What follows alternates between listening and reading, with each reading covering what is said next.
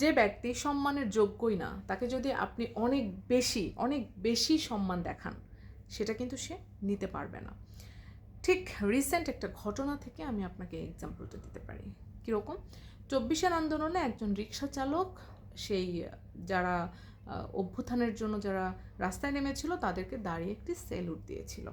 এখন তাকে যদি আপনি এমপি পদে বসিয়ে দেন, তাকে যদি মনোনয়ন কেনার জন্য আপনি তাকে ডেকে নিয়ে আসেন, তারপরে তাকে আপনি মনোনয়ন দিলেন, তারপরে দেশের জনগণ মনে করলো একটা সেলুট দিসের জন্য তাকে একদম এমপি বানায় ফেলতে হবে, তারপর তার দল মনে করলো তাকে মন্ত্রিত্ব দিতে হবে, সাধারণ শিক্ষিত জনগণ সেটা মেনে নিবে?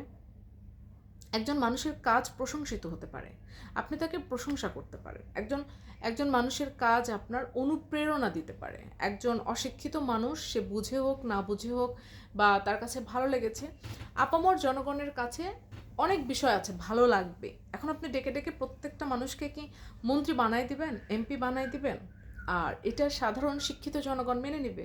আমি বারবার বলছি শিক্ষিত সাধারণ জনগণের কথা। সত্যিকার অর্থে একটু বুদ্ধিশুদ্ধি করে চলাই উচিত। ওই লোকেরই আরেকটা আমি ভিডিও দেখেছি, যে কিনা মৌজ মাস্তিতে ব্যস্ত, বন্ধু বান্ধবের সাথে অত্যন্ত আমোদ প্রমোদের অনেক কিছু তিনি পান করছেন। হ্যাঁ, এই ভিডিওটা আমি দেখেছি। তো সেই ব্যক্তি কিন্তু, আপনার ওই ব্যক্তিকে নিয়ে যতটা সম্মানের জায়গায় তুলে ফেলেছেন, ওই ব্যক্তি কিন্তু অতটা সম্মানের না।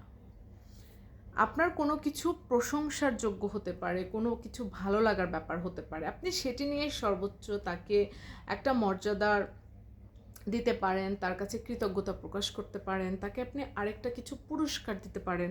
অনেক ওয়ে আছে কাউকে সম্মান জানানো তার যোগ্যতা অনুযায়ী। কিন্তু আপনি যদি তাকে, সে যেটার যোগ্যই না, তাকে ওই তার থেকে অনেক বেশি কিছু দিয়ে ফেলেন, সেটার ভ্যালু কিছু বুঝতে পারবে?